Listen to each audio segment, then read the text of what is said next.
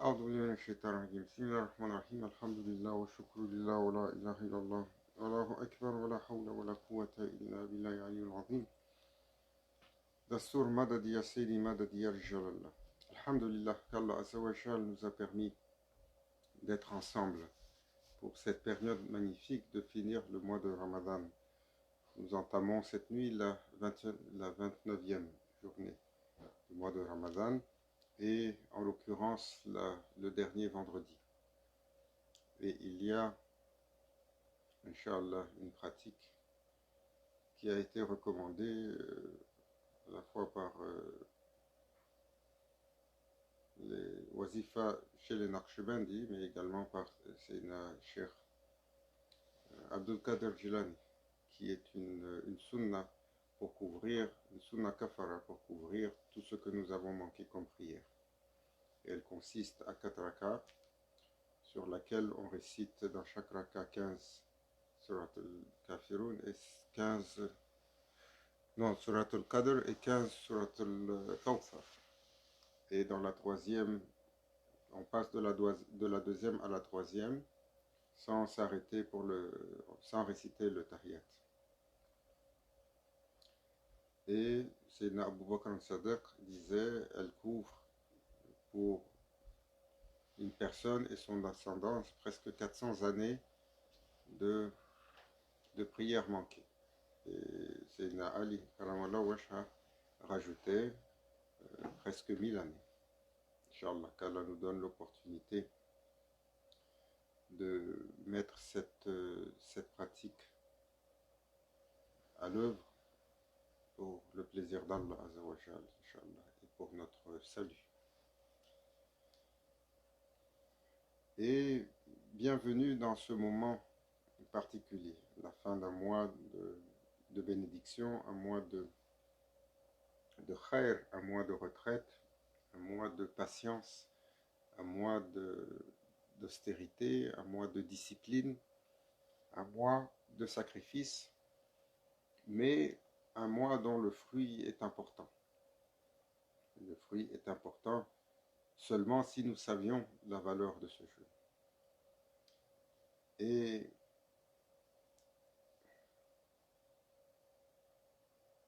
dans un temps où nous sommes majoritairement soumis à l'épreuve, et c'est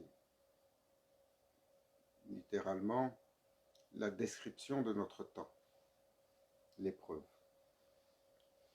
Plus que d'autres temps,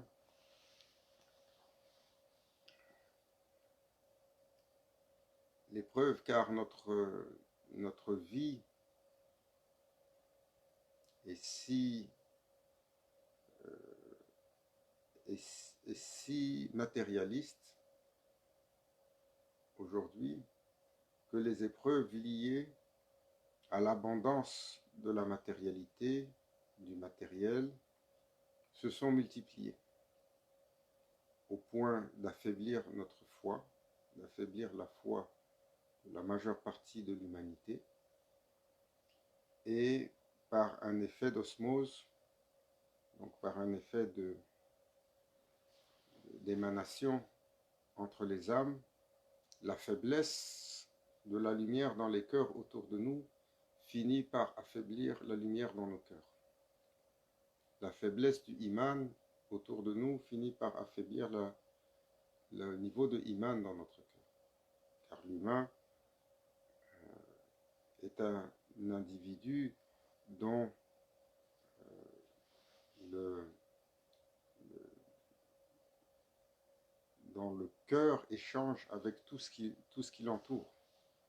C'est pour cela que beaucoup de gens disent, autrefois nous arrivions à faire nos rituels, nos obligations et à remplir nos awrad, mais plus le temps avance, plus c'est difficile et plus la discipline est dure, plus garder le contrôle là-dessus est difficile.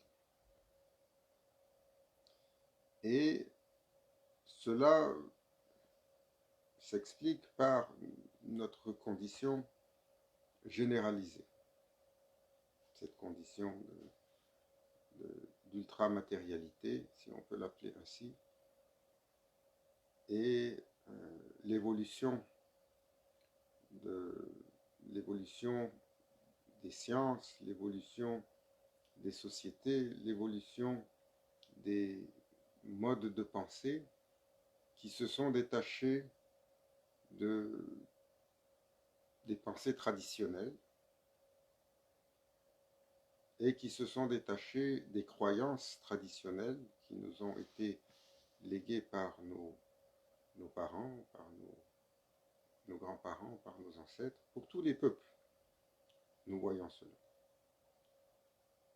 Et Maulana Cheikh disait toujours, cette hécatombe qui a frappé l'humanité au niveau de la foi a commencé par un point tournant particulier,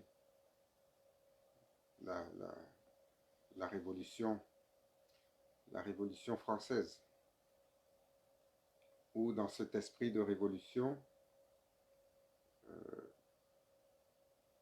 deux figures fondamentales vont être déboulonnées: la suprématie du Seigneur des mondes et l'autorité du gouvernant, donc de la royauté.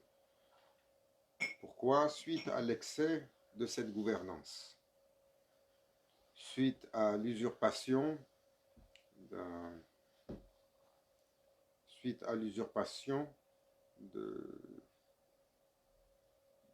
cette représentativité des gouvernants au nom d'Allah dans de nombreuses nations qui ont fini par imposer sur le peuple une gouvernance corrompue, comme nous pouvons le voir également dans bien des nations aujourd'hui. Et par la suite, cela s'est répandu à toute l'humanité, et le siècle, entre guillemets, qu'ils ont appelé le siècle des Lumières, qui a été l'ouverture à la science, va venir pour pouvoir s'établir, enlever toute référence au Seigneur des mondes. Et ainsi, nos sociétés vont tranquillement désacraliser toute chose et se sortir de toute référence à l'absolu.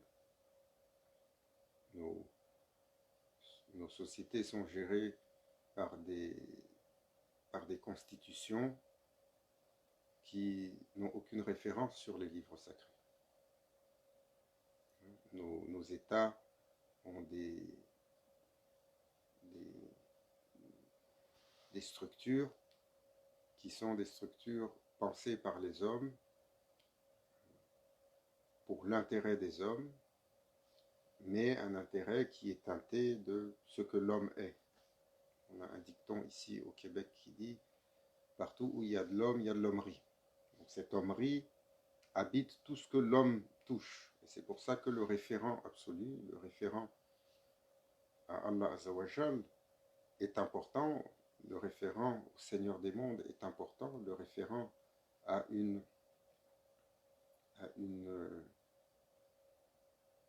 stature suprême qui décrète et qui rappelle constamment que l'humain ne peut pas créer des lois qu'il va instrumentaliser pour son bon vouloir. Et c'est la nature humaine. Et donc cette société dans laquelle nous vivons aujourd'hui, le hadith du prophète sallallahu alayhi wa sallam, va connaître une dégradation qui va toucher 6 points majeurs. 3 sur les gouvernants, 3 sur la masse. Parce que c'est Jibril alayhi salam, lorsqu'il dit au prophète sallallahu alayhi wa sallam, je ne reviens plus, à la fin du message, l'archange Gabriel, je ne reviens qu'à la fin des temps, parce que j'ai l'ordre de mon Seigneur de redescendre sur terre pour retirer 6 choses. C'est un hadith que je répète souvent pour rappeler aux gens, parce que ces 6 choses sont fondamentales pour comprendre la situation dans laquelle nous vivons. Il a dit, je vais descendre pour retirer Ma'rifatullah. Donc la connaissance absolue, la connaissance d'Allah. Il n'y aura plus sur terre de connaissants du Seigneur des mondes, de gens imprégnés de cette connexion céleste qui fait descendre ce savoir et qui est établi entre la terre des humains et la présence divine, une connexion vivante,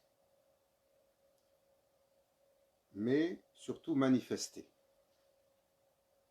Parce que la connexion est toujours là, sinon il n'y aurait pas de vie, il n'y aurait pas de possibilité. Mais manifestée parce que le fruit de cette connexion, de ce savoir qui descend des cieux, alors est transmis par des serviteurs parmi les humains choisis. Donc choisis dans le cortège des Awliya, dans les cortèges des gens de la sainteté, de la réalisation. Deuxième chose, ilm, le savoir sur les savants. Le savoir sur les savants, alors aujourd'hui, c'est l'apothéose de l'ignorance. Quels que soient les savoirs qui sont établis, qui parlent de l'humain et qui traitent de l'humain, qui traitent de la réalité de l'humain, parce que quand on parle de ilm, ce n'est pas la connaissance des sciences fondamentales. Celle-là, elle est une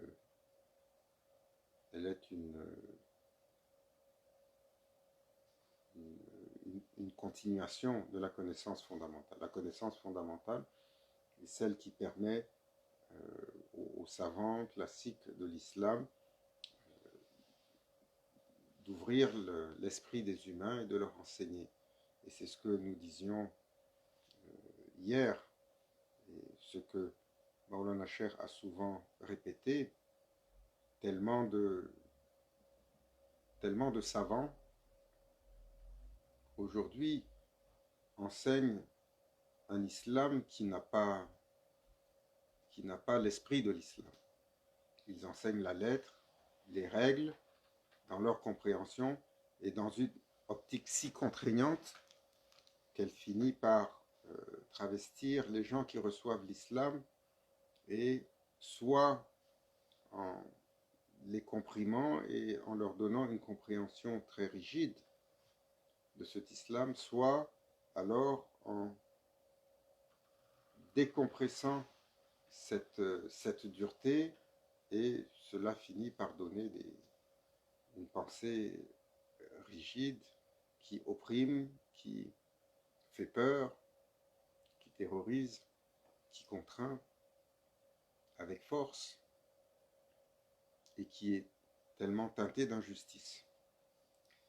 Et la troisième chose, Maulana Cheikh, il disait, quand il rappelait ce hadith, Maulana Cheikh Nazim, la justice sera enlevée du cœur des dirigeants. Alors nous ne trouvons plus aucun dirigeant juste. Et finalement, comme nous le voyons, sur la nation, salam, rahma wa al-baraka. Donc sera enlevé sur la nation ces trois choses: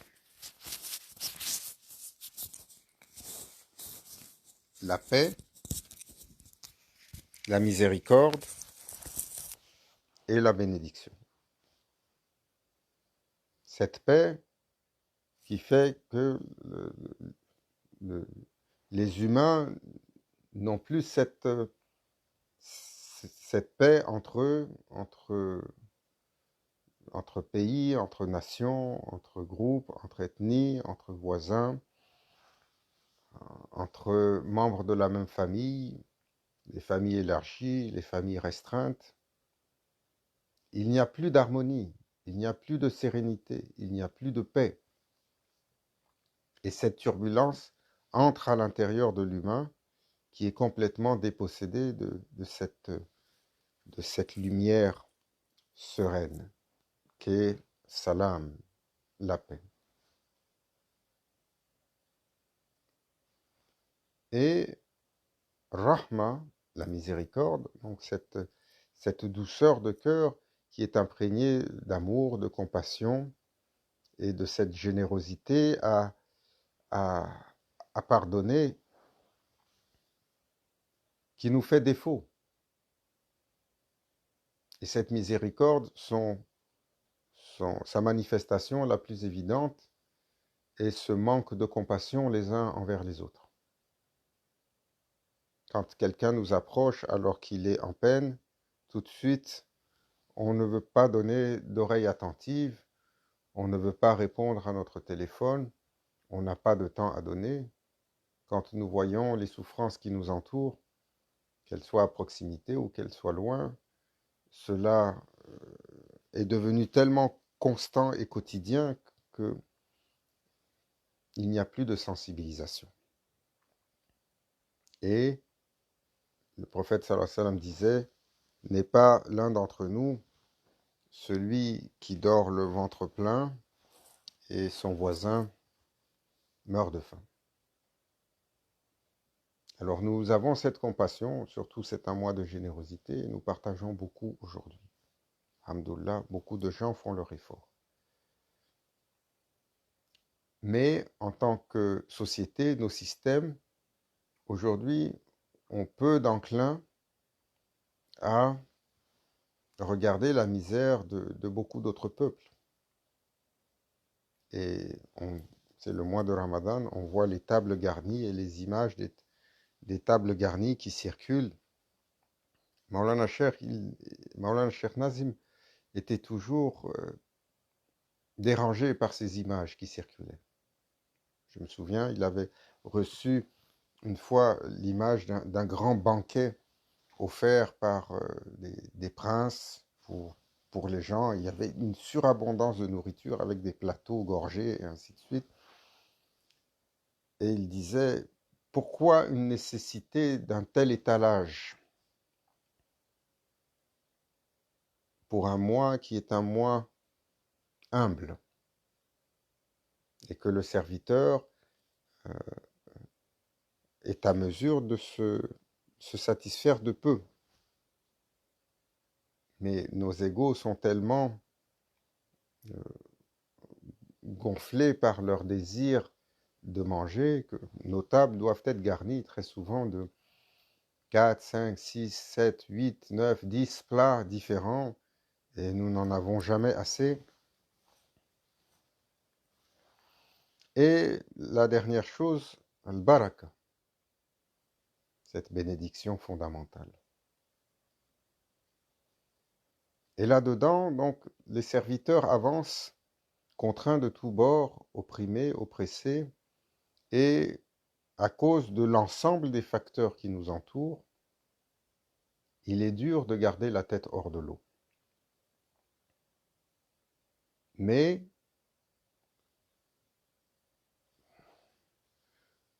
le serviteur se doit toujours, lorsqu'il chemine vers son Seigneur, de ne jamais perdre son horizon.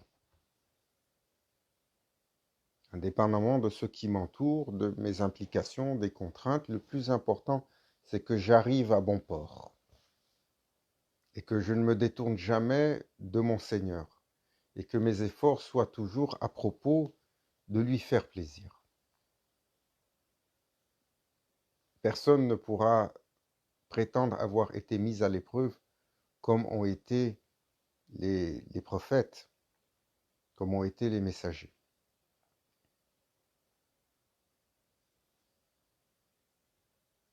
On peut avoir perdu un bien, ou on peut avoir perdu une union, ou on peut avoir perdu son époux ou son épouse, ou on peut avoir perdu nos biens, ou on peut avoir perdu notre intégrité ou notre dignité ou nos enfants dans tous les litiges qui nous entourent. Mais qui pourrait avoir perdu ce que Sayyidina Ayoub alayhi salam, Job, a perdu? Il a perdu son nom, il a perdu son intégrité, il a perdu son honneur, il a perdu sa famille, il a perdu son bien, il a perdu toute la stature qui lui avait été accordée. Et il n'a jamais détourné son regard de son Seigneur. Nous sommes bien entendu pas des prophètes. Nous nous entendons là-dessus. Eux qui sont ma'soum, ils ont cette infaillibilité incluse à l'intérieur d'eux où Allah Azzawajal les a absous de conséquences. Mais la yukallifu lahu nafsan illa wus'aha. Le Seigneur des mondes nous rappelle que nulle âme ne sera éprouvée au-delà de ce qu'elle peut porter. Alors, lorsque le petit-fils de Sayyidina Abu Bakr as-Siddiq a été tué par sa monture, vous savez, il avait un fils qui a eu une maladie au niveau de la jambe, une blessure qui s'est tournée en gangrène. Et ils ont été obligés de l'amputer. Et à la grâce d'Allah, aujourd'hui, si cela nous arrivait, tellement de substances pour nous endormir pendant les opérations, quand on se réveille et après. Mais cela, avant ce siècle où on a découvert les anesthésiens, n'existait pas. Donc, on lui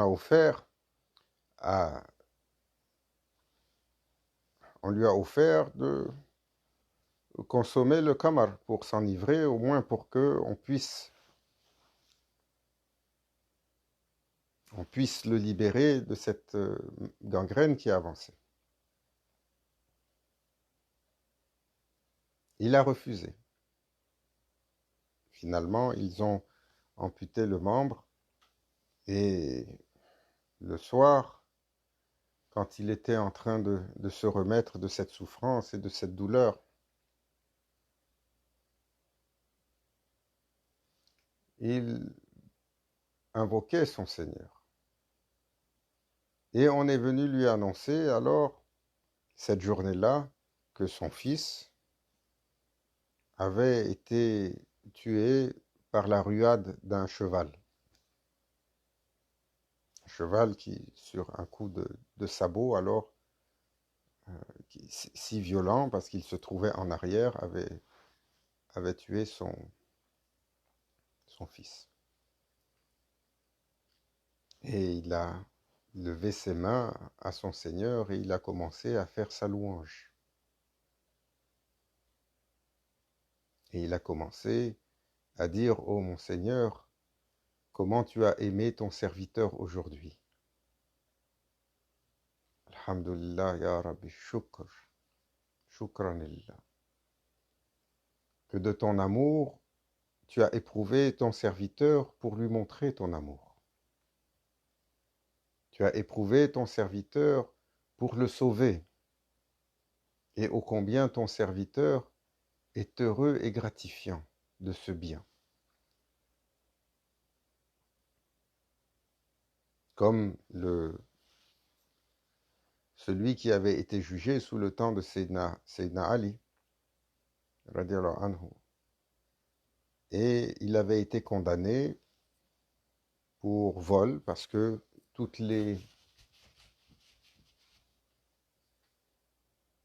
était contre lui, toutes les apparences. On avait fait venir les preuves et tout. Et Sayyidina Ali, karamallahu wajhahu, n'avait eu d'autre choix que de le condamner, même si il voyait, mais c'était les évidences. Donc il lui avait amputé la main. Et après, ils étaient venus voir Sayyidina Ali pour dire: il y a une chose étrange. Ya Amir al-Mu'minin, le condamné à qui on a amputé la main est en train de louer son Seigneur et en train de faire ta louange. Et il est tellement heureux d'avoir eu cette sentence de toi. Sayyidina Ali radiallahu anhu, avait dit, appelez-le et ramenez-moi sa main. Et alors, il avait remis la main, il l'avait couvert d'un tissu, et on dit, Bismillahir Rahmanir Rahim, il avait récité dessus et il l'avait recollé. Et après, il avait demandé, pourquoi n'as-tu rien défendu et que tu as laissé les apparences t'incriminer? Et moi, je suis obligé de juger sur les preuves qu'on m'apporte. Et ce serviteur avait dit, ma satisfaction est à la grâce d'Allah.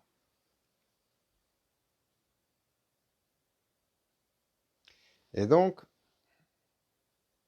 ces exemples pour nous rappeler que l'épreuve a une fonction. Notre temps est imprégné d'épreuves qui nous pèsent à tous. Sayyidina Youssouf alayhi salam. Hein? Aujourd'hui, j'ai rencontré une personne qui est dans une phase difficile de sa vie.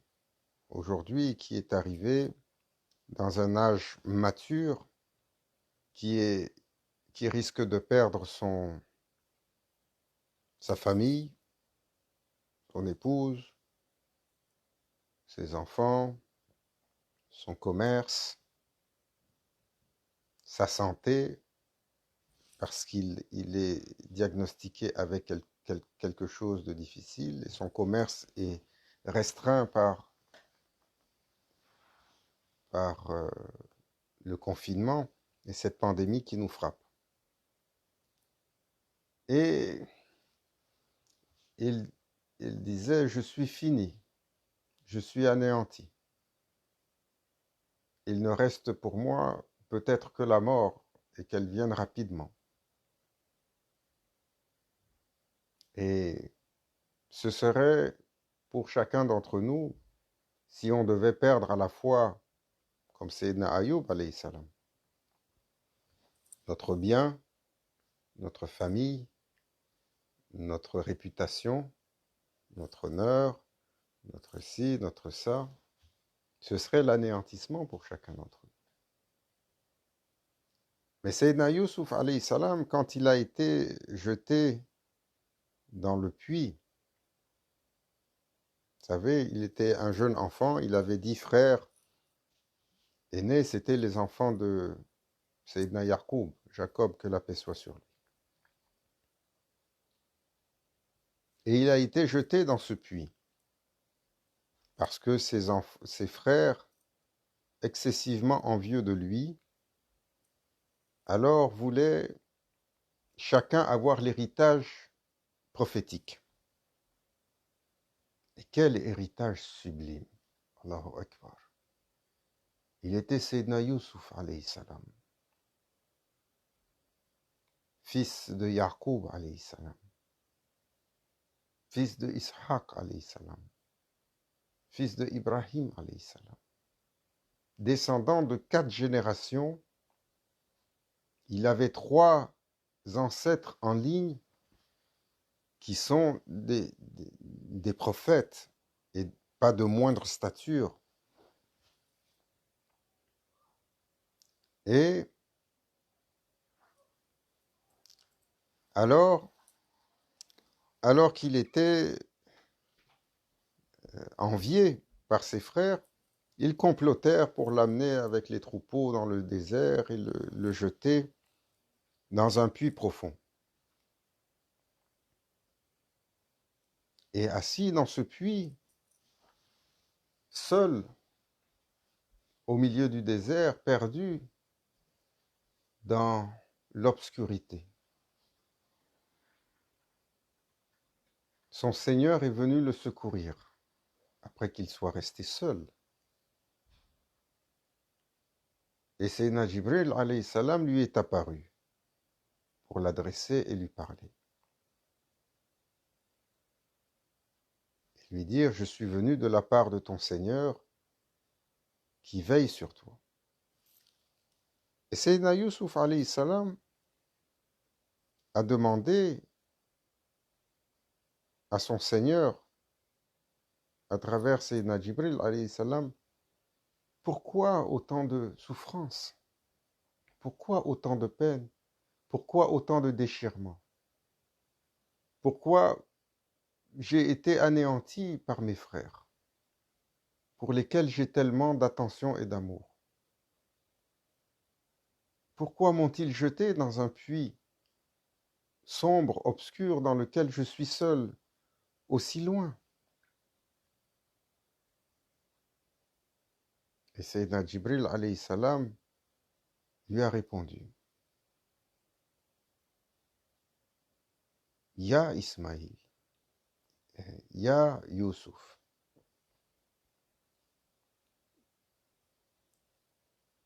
Allah Azawajal t'a donné une destinée. Tu dois devenir un arbre magnifique dont le feuillage et les branches couvriront l'intégralité de la création. Mais comment veux-tu devenir cet arbre sublime si alors n'est pas enfouie au fond de la terre la graine qui va faire germer cet arbre?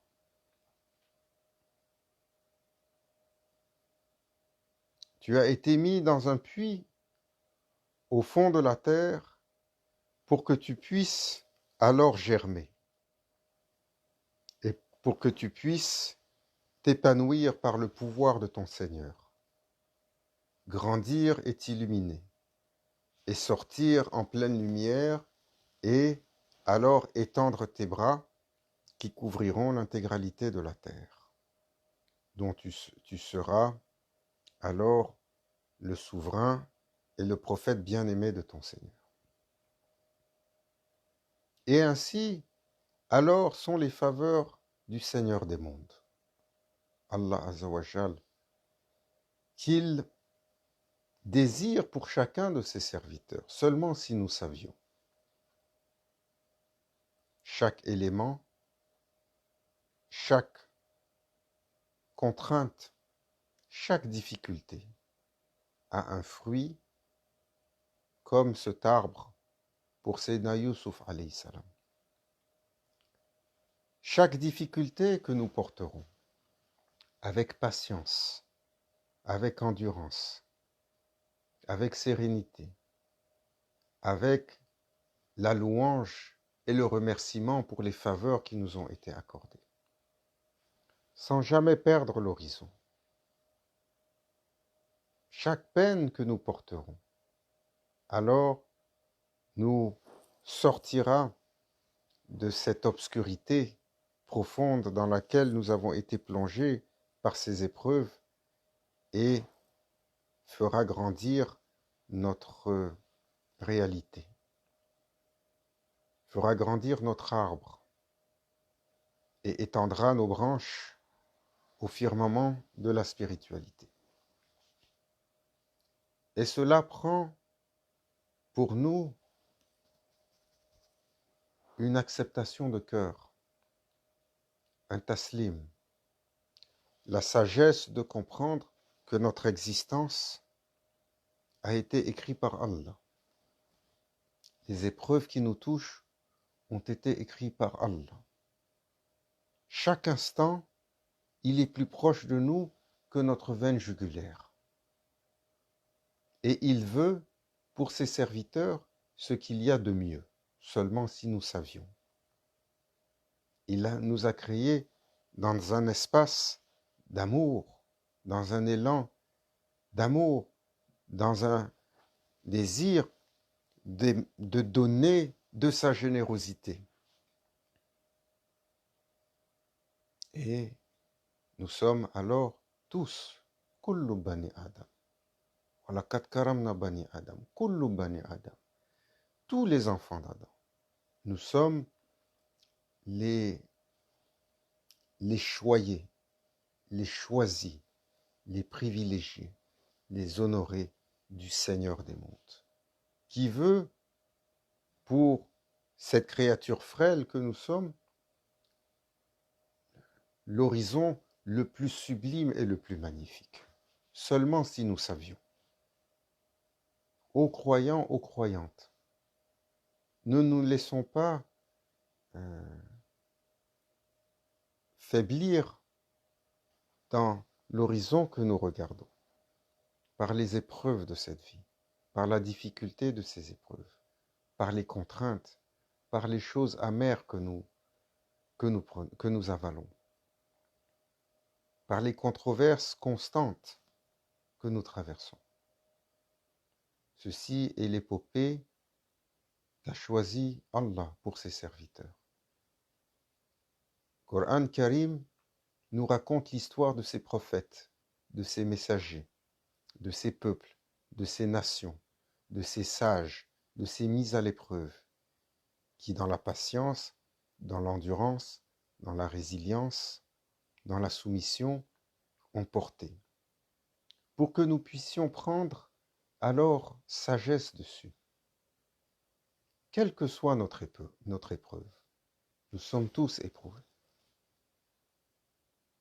à tellement de niveaux. Nous sommes tous éprouvés. Mais la finalité de cette vie est à propos de l'éternité. Et nous sommes des croyants et devons faire acte de foi pour se rappeler cela. Et nous devons nous renforcer les uns les autres pour pouvoir passer à travers ces difficultés, nous conforter, nous supporter et ne pas être le fardeau qui pèse sur les autres par l'attitude négative, par l'attitude déprimée, par l'attitude fataliste, par l'attitude de celui qui est constamment perdant. Allah Azza wa Jal nous a donné à chacun, à chacune, un souffle et une invitation pour l'éternité. Et chaque épreuve est à propos du chemin vers cette éternité. Le prophète sallallahu alayhi wa sallam n'acceptera pas d'être honoré d'un titre, d'une station ou d'un bien-être qu'il ne partagera pas avec toute la nation. Il est l'esprit de ce partage, de la générosité, du bien-être pour sa Et nous sommes sa Ces épreuves sont une nécessité et nous ne devons jamais perdre de vue l'horizon et nous perdre en conjecture comme nous le faisons constamment. Ceci est un rappel car ce mois a mis à l'épreuve beaucoup d'entre nous, car nos égos sont soumis à la dureté du jeûne. Mais qu'Allah nous donne longue vie, l'Aïd arrive et vont être libérés Shaitan, Sa'idou Billah et ses acolytes, qui vont multiplier de façon impressionnante les interférences. Alors nous devons rester forts, sans jamais perdre l'horizon de la présence de notre Seigneur. Allah Azza wa Jal nous donne cette himma, cette force, par sa grâce, par son support, par son amour, et de l'amour de son saint prophète, Sayyidina Muhammad sallallahu alayhi wa sallam, et qu'il nous donne cette force de par notre lien de cœur avec nos machères, khasatan Sultanul Awliya Sayyidina Sheikh Muhammad Nazim al-Haqqani, wa madadul haqq, kutub wa tasarif. إلى حضرة النبي الفاتحة.